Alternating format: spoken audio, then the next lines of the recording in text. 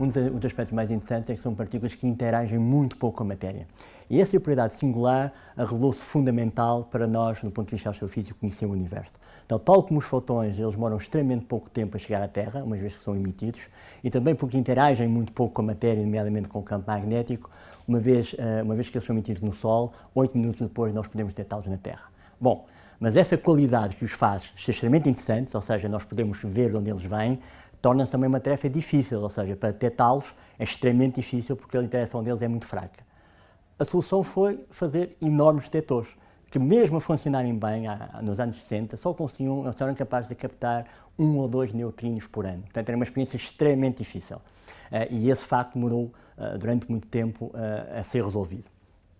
Um dos resultados fascinantes da altura foi perceber que a quantidade de neutrinos que eram emitidas do Sol estavam em contraste, que era acreditado ser emitidos no Sol, estava em claro contraste com aquilo que era medido. Na realidade era um fator 1/3.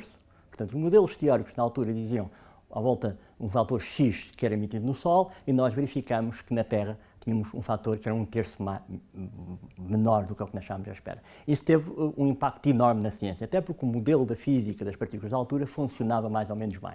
Claro que isso criou uma grande confronto, eu diria, de uma forma simpática, entre aquilo que eram os astrofísicos e aquilo que eram os físicos das partículas.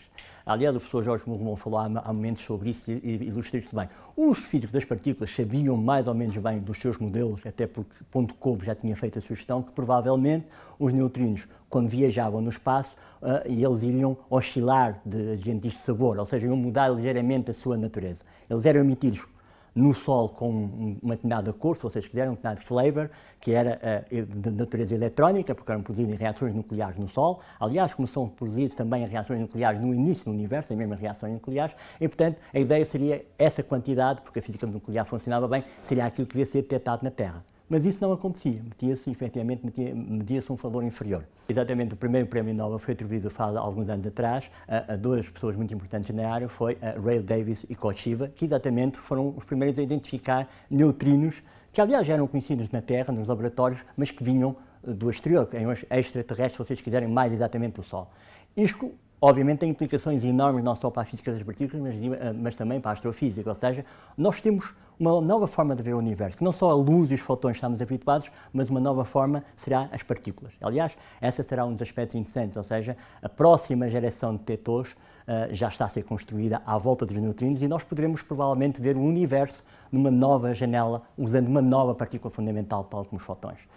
E a esperança é porque exatamente os neutrinos são reflexos como interagem muito pouco, são exatamente uma imagem, quando são colocadas da zona onde são produzidas, nós temos, pelo menos hipoteticamente, de alguns anos, ter uma imagem de como é que o universo é feito de uma forma extremamente diferente. Portanto, eles têm um potencial astrofísico enorme. O problema dos neutrinos solares consiste exatamente quando o Pauli fez a descoberta, propôs a existência do neutrino, e que aliás foi detectado no laboratório. Mais tarde, John McCall e Ray Davis, John McCall convidou o Ray Davis para fazer uma experiência a dizer, bom, se a física nuclear é como nós achamos que funciona, essas reações estão acontecendo no interior do Sol e então nós devemos ser capazes de medir esses neutrinos. Aliás, o desafio mais interessante, ele tenta convencer o governo americano que é uma maneira, devido à dependência que a produção de neutrinos nas reações nucleares tem na temperatura, o desafio dele era, eu posso medir a temperatura no centro do Sol, aliás era o desafio intelectual dele, eu quero medir a temperatura do Sol porque começa o fluxo. E aí há o resultado, tanto quando o Ray Davis faz efetivamente a experiência, uma experiência extremamente complicada, que é feita numa mina, com uma quantidade basicamente um variante do cloro extremamente elevada, portanto uma grande quantidade envolvida, é extremamente difícil medir essas partículas. Aliás, o número de acontecimentos é em média 1 a 2 acontecimentos por ano, é extremamente raro, extremamente difícil. Eles encontram este resultado fascinante, não é? Quer dizer, o que eles medem é 1/3 daquilo que efetivamente eles estavam à espera. E como já foi feito a referência anteriormente, também pelo professor Jorge Romão, efetivamente essa quantidade, em 2001, quando a primeira vez o Prémio Nobel é atribuído, e agora também relacionado com o Prémio Nobel recente, é que a quantidade que é medida, efetivamente, confirma-se agora, ou seja, a quantidade total de artigos produzidos está correta. A diferença, e estava correto com a teoria, a grande diferença é que como há uma oscilação entre flavors, e entre as várias famílias a distribuição é diferente entre o que acontecia no Sol e agora. E essa é a parte revolucionária. dando uma pequena colher um pouco relacionada com a astrofísica, é talvez fazer referência que a heliosseismologia e a astrofísica foram fundamentais exatamente para definir bem a estrutura do interior do Sol.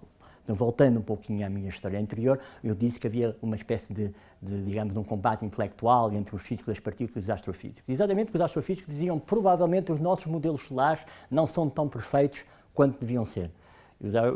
E essa era a grande discussão, além da dificuldade da experiência. E os colegas das físicas das partículas diziam, não, nós sabemos de mecanismos que poderão explicar esse elemento. E é desse confronto de ideias que deu origem, mais tarde, a nós somos capazes de produzir. O resultado, por isso, é extremamente interessante. Em 2001, quando é detectado pela primeira vez o número total de neutrinos, mas também os dois flavors, que até então, três flavors, que até então não tinha sido detectado, um dos resultados extremamente interessantes é o resultado do número total está correto. E como foi referido anteriormente, este elemento é extremamente importante para quê? Porque se o número total não fosse correto, nós não podíamos saber se eles não tinham oscilado. Ou seja, o facto da oscilação é bem determinado pelo facto de que o valor total de neutrinos é mantido e eles só oscilam de um flavor para o outro, quer no caso dos neutrinos que vêm do Sol, quer no caso dos neutrinos que também acontecem na atmosfera, devido aos raios cósmicos. E, curiosamente, para os neutrinos talvez seja dos sítios mais interessantes certamente em Portugal e talvez da Europa, porque conseguem cobrir as três áreas do conhecimento à volta dos neutrinos. Ou seja, temos o LIP, que fará a parte mais experimental, onde há uma percepção constante, quer, por exemplo, na experiência SNU, quer também com o CERN e outras experiências, por exemplo, detecção de matéria escura, portanto é um exemplo típico que tem a ver com neutrinos também.